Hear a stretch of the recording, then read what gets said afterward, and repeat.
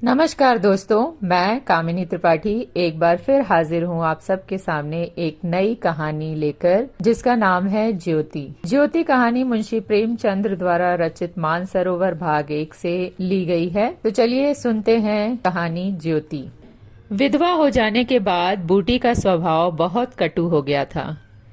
जब बहुत जी जलता तो अपने मृत पति को कोसती, आप तो सिधार गए, मेरे लिए सारा जंजाल छोड़ गए। जब इतनी जल्दी जाना था तो ब्याह न जाने किस लिए किया। घर में भूनी भांग नहीं, चले थे ब्याह करने। वह चाहती तो दूसरी सगाई कर लेती। अहीरों में इसका रिवाज है। देखने सुनने में भी बुरी न थी। 2-1 आदमी तैयार भी थे, लेकिन बूटी पतिव्रता कहलाने के मोह को न छोड़ सकी। और यह सारा क्रोध उतरता था बड़े लड़के मोहन पर, जो अब 16 साल का था। सोहन अभी छोटा था और मैना लड़की थी। ये दोनों अभी किसी लायक न थे। अगर यह तीनों न होते तो बूटी को क्या इतना कष्ट होता। जिसका थोड़ा सा काम कर देती वही रोटी कपड़ा दे देता। जब चाहती किसी के सिर बैठ जाती। अब अगर वह कहीं बैठ जाए तो लोग यही कहेंगे कि 3 बच्चों के होते इसे यह क्या सूझी। मोहन भरसक उसका भार हल्का करने की चेष्टा करता। गायों भैंसों की सानी पानी, दोहना मथना यह सब कर लेता, लेकिन बूटी का मुंह सीधा न होता था। वह रोज एक न एक खुचड़ निकालती रहती और मोहन ने भी उसकी घुड़कियों की परवाह करना छोड़ दिया था। पति उसके सिर गृहस्थी का यह भार पटक कर क्यों चला गया, उसे यही गिला था। बेचारी का सर्वनाश ही कर दिया। न खाने का सुख मिला, न पहनने ओढ़ने का, न और किसी बात का। इस घर में क्या आई, मानो भट्टी में पड़ गई। उसकी वैधव्य साधना और अतृप्त भोग लालसा में सदैव द्वंद सा मचा रहता था और उसकी जलन में उसके हृदय की सारी मृदुता जलकर भस्म हो गई थी। पति के पीछे और कुछ नहीं तो बूटी के पास 400-500 के गहने थे, लेकिन एक एक करके सब उसके हाथ से निकल गए। उसी मोहल्ले में उसकी बिरादरी में कितनी ही औरतें थीं जो उससे जेठी होने पर भी गहने झमकाकर, आंखों में काजल लगाकर, मांग में सिंदूर की मोटी सी रेखा डालकर मानो उसे जलाया करती थी। इसलिए जब उनमें से कोई विधवा हो जाती तो बूटी को खुशी होती और यह सारी जलन वह लड़कों पर निकालती, विशेषकर मोहन पर। वह शायद सारे संसार की स्त्रियों को अपने ही रूप में देखना चाहती थी। कुत्सा में उसे विशेष आनंद मिलता था। उसकी वंचित लालसा जल न पाकर ओस चाट लेने ही में संतुष्ट होती थी। फिर यह कैसे संभव था कि वह मोहन के विषय में कुछ सुने और पेट में डाल ले। ज्यों ही मोहन संध्या समय दूध बेचकर घर आया, बूटी ने कहा, देखती हूँ तू अब सांड बनने पर उतारू हो गया है। मोहन ने प्रश्न के भाव से देखा। कैसा सांड? बात क्या है? तू रुपया से छिप छिप कर नहीं हंसता बोलता, उस पर कहता है कैसे सांड? तुझे लाज नहीं आती? घर में पैसे पैसे की तंगी है और वहाँ उसके लिए पान लाए जाते हैं, कपड़े रंगाए जाते हैं। मोहन ने विद्रोह का भाव धारण किया। अगर उसने मुझसे 4 पैसे के पान मांगे तो क्या करता? कहता कि पैसे दे तो लाऊंगा। अपनी धोती रंगाने को दी, उससे रंगाई मांगता। मोहल्ले में एक तू ही बड़ा धन्ना सेठ है और किसी से उसने क्यों न कहा? यह वह जाने, मैं क्या बताऊं। तुझे अब छैला बनने की सूझती है। घर में भी कभी 1 पैसे का पान लाया? यहाँ पान किसके लिए लाता? क्या तेरे लेखे घर में सब मर गए? मैं न जानता था तुम पान खाना चाहती हो। संसार में 1 रुपया ही पान खाने जोग है। शौक सिंगार की भी तो उम्र होती है। बूटी जल उठी। उसे बुढ़िया कह देना उसकी सारी साधना पर पानी फेर देना था। बुढ़ापे में उन साधनों का महत्व ही क्या। जिस त्याग कल्पना के बल पर वह स्त्रियों के सामने सिर उठाकर चलती थी, उस पर इतना कठोरा घात। इन्हीं लड़कों के पीछे उसने अपनी जवानी धूल में मिला दी। उसके आदमी को मरे आज 5 साल हुए, तब उसकी चढ़ती जवानी थी। 3 बच्चे भगवान ने उसके गले मड़ दिए। नहीं अभी वह है क्या दिन की। चाहती तो आज वह भी ओठ लाल किए, पांव में महावर लगाए, अनवट बिछुए पहने मटकती फिरती। यह सब कुछ उसने इन लड़कों के कारण त्याग दिया और आज मोहन उसे बुढ़िया कहता है। रुपया उसके सामने खड़ी कर दी जाए तो बुढ़िया सी लगे। फिर भी वह जवान है और बूटी बुढ़िया है। बोली, हाँ और क्या, मेरे लिए तो अब फटे चीथड़े पहनने के दिन है। जब तेरा बाप मरा तो मैं रुपया से 2 ही 4 साल बड़ी थी। उस वक्त कोई घर कर लेती तो तुम लोगों का कहीं पता न लगता, गली गली भीख मांगते फिरते। लेकिन मैं कह देती हूँ, अगर तू फिर उससे बोला तो या तो तू ही घर में रहेगा या मैं ही रहूंगी। मोहन ने डरते डरते कहा, मैं उसे बात दे चुका हूँ अम्मा। कैसी बात? सगाई की। अगर रुपया मेरे घर में आई तो झाड़ू मारकर निकाल दूंगी। यह सब उसकी माँ की माया है। वही कुटनी मेरे लड़के को मुझसे छीन लेती है। राण से इतना भी नहीं देखा जाता। चाहती है कि उसे सौत बनाकर छाती पर बैठा दे। मोहन ने व्यथित कंठ से कहा, अम्मा, ईश्वर के लिए चुप रहो। क्यों अपना पानी आप खो रही हो? मैंने तो समझा था 4 दिन में मैना अपने घर चली जाएगी, तुम अकेली पड़ जाओगी, इसलिए उसे लाने की बात सोच रहा था। अगर तुम्हें बुरा लगता है तो जाने दो। तू आज से यही आंगन में सोया कर।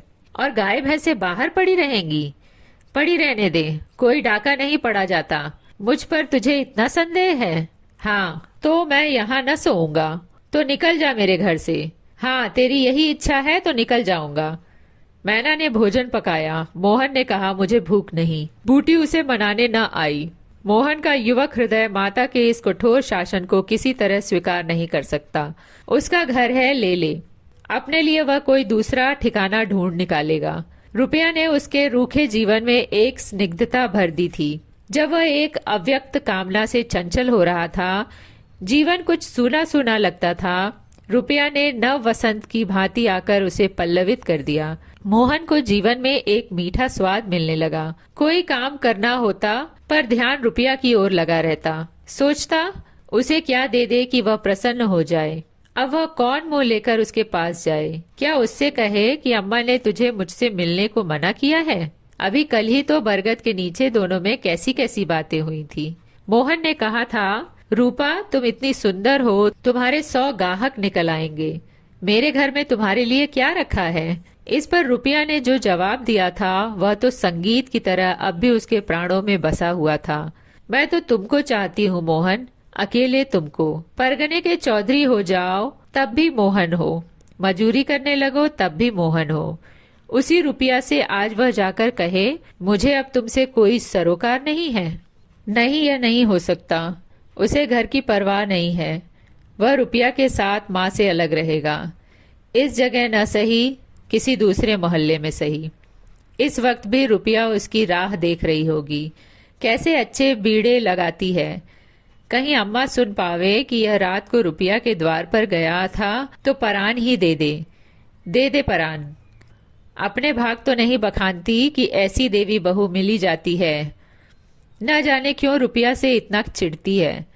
वह जरा पान खा लेती है, जरा साड़ी रंगकर पहनती है, बस यही तो। चूड़ियों की झंकार सुनाई दी। रुपया आ रही है। हाँ, वही है। रुपया उसके सिरहाने आकर बोली, सो गए क्या मोहन? घड़ी भर से तुम्हारी राह देख रही हूँ, आए क्यों नहीं? मोहन नींद का मक्कर किए पड़ा रहा। रुपया ने उसका सिर हिलाकर फिर कहा, क्या सो गए मोहन? उन कोमल उंगलियों के स्पर्श में क्या सिद्धि थी, कौन जाने। मोहन की सारी आत्मा उन्मत्त हो उठी। उसके प्राण मानो बाहर निकलकर रुपया के चरणों में समर्पित हो जाने के लिए उछल पड़े। देवी वरदान के लिए सामने खड़ी है। सारा विश्व जैसे नाच रहा है। उसे मालूम हुआ जैसे उसका शरीर लुप्त हो गया है। केवल वह एक मधुर स्वर की भांति विश्व की गोद में चिमटा हुआ उसके साथ नृत्य कर रहा है। रुपया ने फिर कहा, अभी से सो गए क्या जी? मोहन बोला, हाँ, जरा नींद आ गई थी रूपा। तुम इस वक्त क्या करने आई? कहीं अम्मा देख ले तो मुझे मार ही डाले। तुम आज आए क्यों नहीं? आज अम्मा से लड़ाई हो गई। क्या कहती थी? कहती थी रुपया से बोलेगा तो मैं परान दे दूंगी।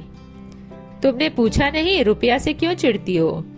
अब उनकी बात क्या कहूँ रूपा, वह किसी का खाना पहनना नहीं देख सकती।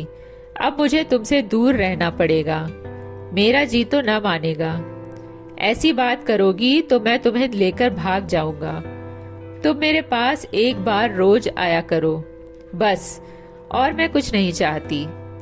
और अम्मा जो बिगड़ेगी। तो मैं समझ गई तुम मुझे प्यार नहीं करते। मेरा बस होता तो तुमको अपने परान में रख लेता। इसी समय घर के किवाड़ खटके। मोहन दूसरे दिन सोकर उठा तो उसके हृदय में आनंद का सागर भरा हुआ था। वह सोहन को बराबर डांटता रहता था। सोहन आलसी था, घर का काम धंधे में जी न लगाता था। घर के काम धंधे में जी न लगाता था। आज भी वह आंगन में बैठा अपनी धोती में साबुन लगा रहा था। मोहन को देखते ही वह साबुन छिपाकर भाग जाने का अवसर खोजने लगा। मोहन ने मुस्कुराकर कहा, धोती बहुत मैली हो गई है सोहन, धोबी को क्यों नहीं देते? सोहन को इन शब्दों में स्नेह की गंध आई। धोबिन पैसे मांगती है तो पैसे अम्मा से क्यों नहीं मांग लेते? अम्मा कौन पैसे दिए देती है, तो मुझसे ले लो। यह कहकर उसने एक इकन्नी उसकी ओर फेंक दी। सोहन प्रसन्न हो गया। भाई और माता दोनों ही उसे धिक्कारते रहते थे। बहुत दिनों बाद आज उसे स्नेह की मधुरता का स्वाद मिला। इकन्नी उठा ली और धोती को वहीं छोड़कर गाय को खोलकर ले चला। मोहन ने कहा, रहने दो, मैं इसे लिए जाता हूँ। सोहन ने पगहिया भाई को देकर फिर पूछा, तुम्हारे लिए चिलम रख लाऊं? जीवन में आज पहली बार सोहन ने भाई के प्रति ऐसा सद्भाव प्रकट किया था। इसमें क्या रहस्य है, यह सोहन की समझ में न आया। बोला, आग हो तो रख लाओ। मैना सिर के बाल खोले आंगन में बैठी घरौंदा बना रही थी। मोहन को देखते ही उसने घरौंदा बिगाड़ दिया और अंचल से बाल छिपाकर रसोई घर में बर्तन उठाने चली। मोहन ने पूछा, क्या खेल रही थी मैना? मैना डरी हुई बोली, कुछ तो नहीं। तू तो बहुत अच्छे घरौंदे बनाती है, जरा बना देखूं। मैना का रुआसा चेहरा खिल उठा। प्रेम के शब्द में कितना जादू है। मुंह से निकलते ही जैसे सुगंध फैल गई। जिसने सुना उसका हृदय खिल उठा। जहाँ भय था वहाँ विश्वास चमक उठा। जहाँ कटुता थी वहाँ अपनापन छलक पड़ा। चारों ओर चेतना दौड़ गई। कहीं आलस्य नहीं, कहीं खिन्नता नहीं। मोहन का हृदय आज प्रेम से भरा हुआ है। उसमें सुगंध का विकर्षण हो रहा है। मैना घरौंदा बनाने बैठ गई। मोहन ने उसके उलझे हुए बालों को सुलझाते हुए कहा, तेरी गुड़िया का ब्याह कब होगा मैना? नेवता दे, कुछ मिठाई खाने को मिले।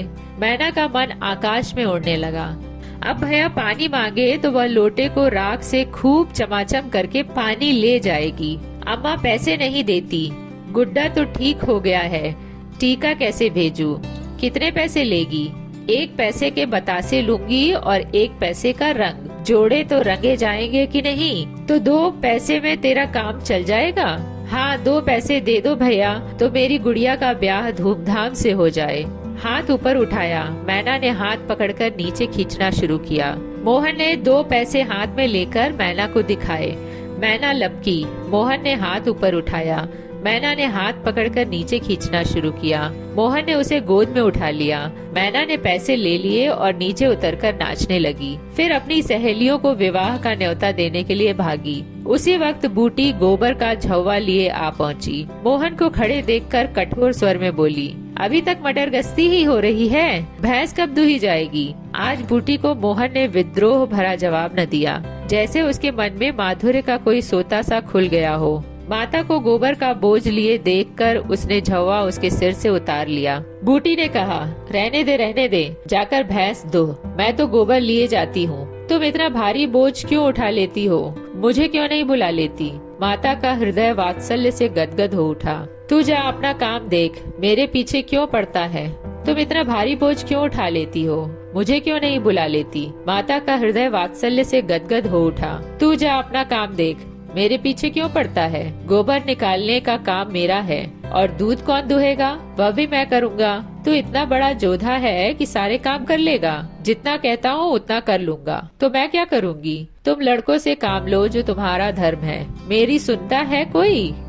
आज मोहन बाजार से दूध पहुंचाकर लौटा तो पान, कत्था, सुपारी, एक छोटा सा पानदान और थोड़ी सी मिठाई लाया। बूटी बिगड़कर बोली, आज पैसे कहीं फालतू मिल गए थे क्या? इस तरह उड़ावेगा तो कै दिन न बाह होगा। मैंने तो 1 पैसा भी नहीं उड़ाया अम्मा। पहले मैं समझता था तुम पान खाती ही नहीं, तो अब मैं पान खाऊंगी? हाँ, और क्या? जिसके 2-2 जवान बेटे हों, क्या वह इतना शौक भी न करे? बूटी के सूखे कठोर हृदय में कहीं से कुछ हरियाली निकल आई।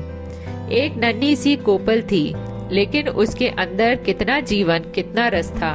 उसने मैना और सोहन को एक एक मिठाई दे दी और एक मोहन को देने लगी। मिठाई तो लड़कों के लिए लाया था अम्मा, और तू तो बूढ़ा हो गया। क्यों? इन लड़कों के सामने तो बूढ़ा ही हूँ, लेकिन मेरे सामने तो लड़का ही है। मोहन ने मिठाई ले ली। मैना ने मिठाई पाते ही गप से मुंह में डाल ली थी। वह केवल मिठाई का स्वाद जीभ पर छोड़कर कब की गायब हो चुकी थी। मोहन की मिठाई को ललचाई आंखों से देखने लगी। मोहन ने आधा लड्डू तोड़कर मैना को दे दिया। एक मिठाई दोने में बची थी। बूटी ने उसे मोहन की तरफ बढ़ाकर कहा, लाया भी तो इतनी सी मिठाई, यह ले ले। मोहन ने आधी मिठाई मुंह में डालकर कहा, वह तुम्हारा हिस्सा है अम्मा। तुम्हें खाते देखकर मुझे जो आनंद मिलता है उसमें मिठास से ज्यादा स्वाद है। उसने आधी मिठाई सोहन और आधी मोहन को दे दी। फिर पानदान खोलकर देखने लगी। आज जीवन में पहली बार उसे यह सौभाग्य प्राप्त हुआ। धन्य भाग कि पति के राज में जिस विभूति के लिए तरसती रही, वह लड़के के राज में मिली। पानदान में कई कुल्हियां हैं और देखो तो 2 छोटी छोटी चिमचियां भी हैं। ऊपर कड़ा लगा हुआ है, जहाँ चाहो लटका कर ले जाओ। ऊपर की तश्तरी में पान रखे जाएंगे। जो ही मोहन बाहर चला गया, उसने पानदान को मांज धोकर उसमें चूना कत्था भरा, सुपारी काटी, पान को भिगोकर तश्तरी में रखा, तब एक बीड़ा लगाकर खाया।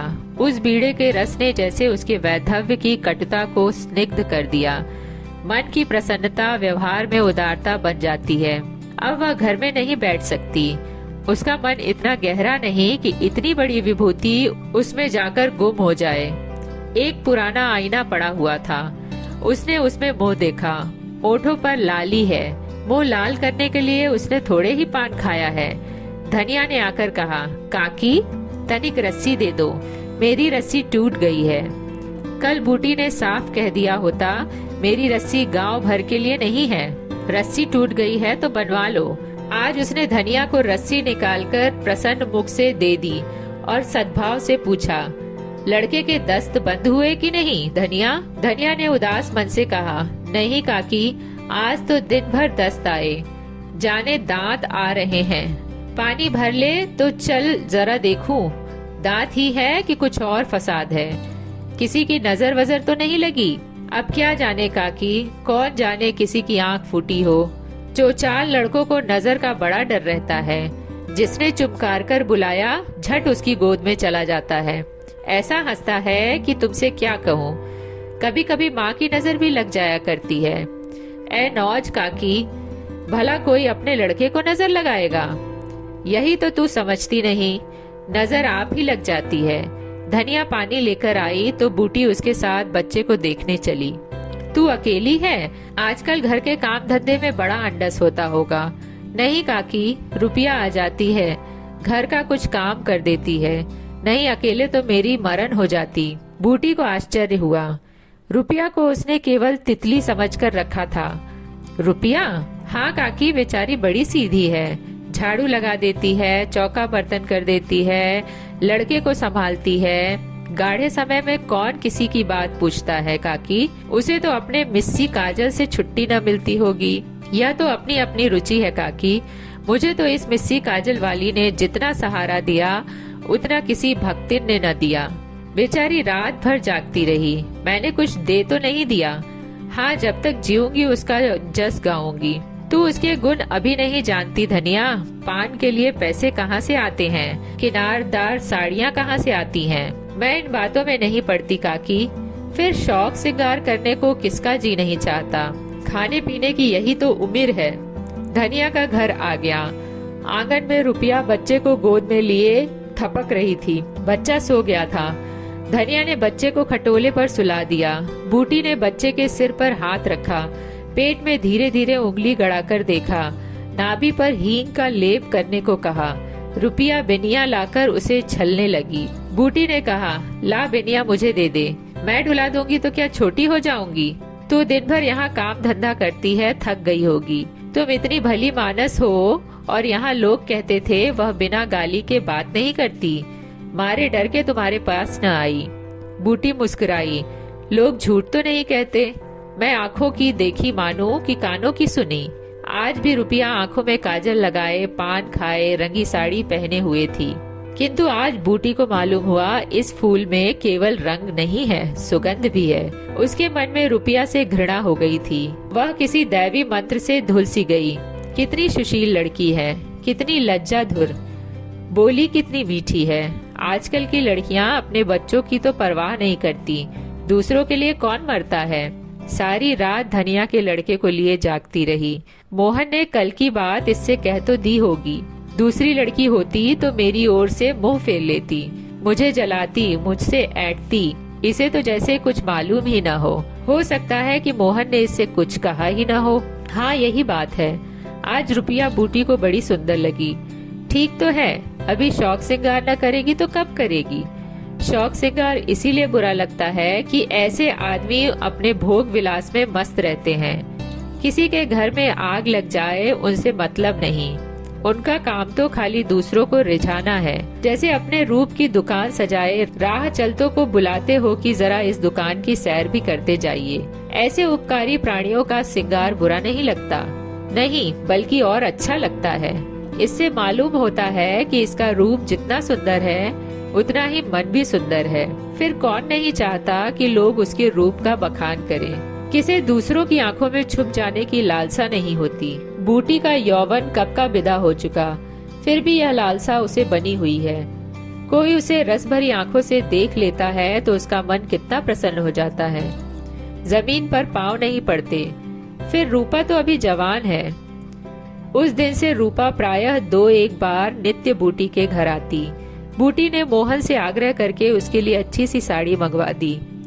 अगर रूपा कभी बिना काजल लगाए या बेरंगी साड़ी पहने आ जाती तो बूटी कहती, बहू बेटियों को यह जोगिन भेष अच्छा नहीं लगता, यह भेष तो हम जैसी बूढ़ियों के लिए है।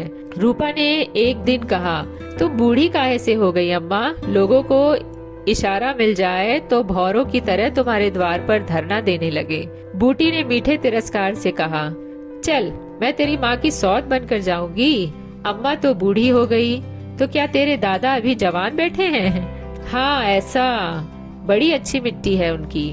बूटी ने उसकी ओर रस भरी आंखों से देखकर पूछा, अच्छा बता, मोहन से तेरा ब्याह कर दूं? रूपा लजा गई, मुख पर गुलाब सी आभा दौड़ गई।